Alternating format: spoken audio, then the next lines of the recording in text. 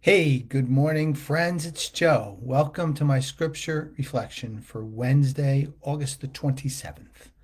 Hope all is well with you on this Wednesday morning and you have some positive plans for the day. Always try to put something positive, regardless of what's going on, into your day's planning. I try to do that the night before so that I have something to look forward to. It could be a work item. It's enjoyable. There are some enjoyable work items. So just a thought about that. And our prayer intention today is for all who help animals, all those in rescue, all those who run sanctuaries. These are the heroes of today. And they're heroes because they're not only helping animals, but by helping these animals, they're also helping people. And I have been involved and I've seen what they do. And I can tell you, it's not an easy life, but it's a rewarding life. So I'd like to enter into a short prayer for all those who help animals.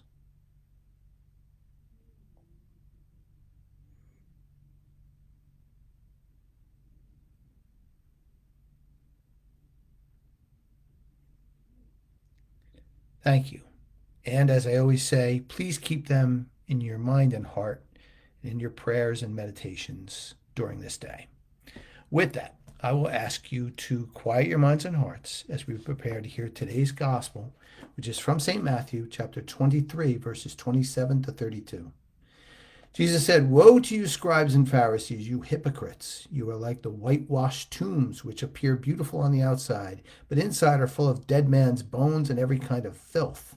Even so, on the outside you appear righteous, but inside you are filled with hypocrisy and evil doing. Woe to you, scribes and Pharisees and hypocrites! You build the tombs of the prophets and adorn the memorials of the righteous, and you say, if he had lived in the days of our ancestors, we would not have joined them in shedding the prophets' blood.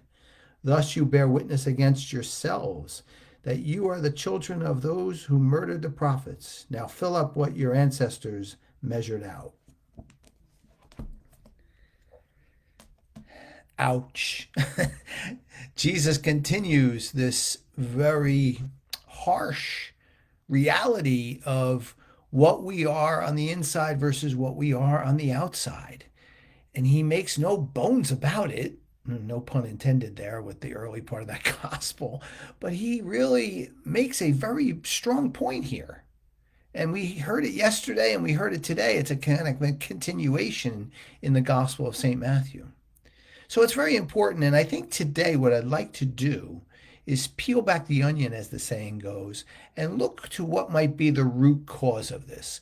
What is the root cause, as I used to say in my early management training, of what is going on here? It's often just what you see in front of you, the interior and the exterior actions of the Pharisees, these hypocrites, but there's something below it. There's something else that brews underneath it called the root cause. And I would like to suggest that I think one of the root causes that causes us sometimes to act out on the outside, not really what we are on the inside, is our dependence and our influence from other people. Our dependence and our influence of other people. These Pharisees and hypocrites are kind of the ones who are those in charge. And the influence there is to control other people, to have them worship them, to have them subservient to them. And their actions kind of overrule that. In addition, sometimes our influence or dependence on other people for our own joy and our own happiness and our own goals cause us frustrations and we get angry on the outside. The anger on the inside turns into anger on the outside. So, what are we to do? I mean, we can't do anything for the others. We can't do anything for these Pharisees and these people that Jesus calls hypocrites, but we don't want to be one ourselves. We want to limit that. So, I think one of the ways to limit it is to internally find satisfaction, joy, goals, life passions on our own. That doesn't mean we stop interacting with others. We must still interact with others, and there's a joy to that. But we don't let that interaction move towards a place where it is controlling us, where we're dependent on it. Because that's when I think we get, somewhat ugly on the outside. So I think it takes a little bit of discipline, actually a lot of discipline, to find in our own heart our own joy, our own happiness, our own passions, and make sure we keep that as our primary motivator, because then what is on the inside will turn into what is on the outside as something positive. After all, Jesus did this. He did.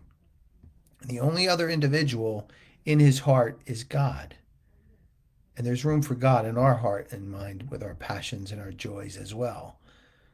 But let's leave it right there, as the saying goes.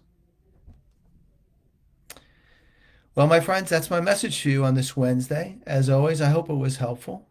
I always welcome and appreciate your comments and your thoughts. And I always appreciate you being here with me. I want to wish you and your loved ones a beautiful Wednesday. And I may pop in at some point, maybe Friday, but I will be back for sure on Sunday with another scripture reflection. Until then, take good care.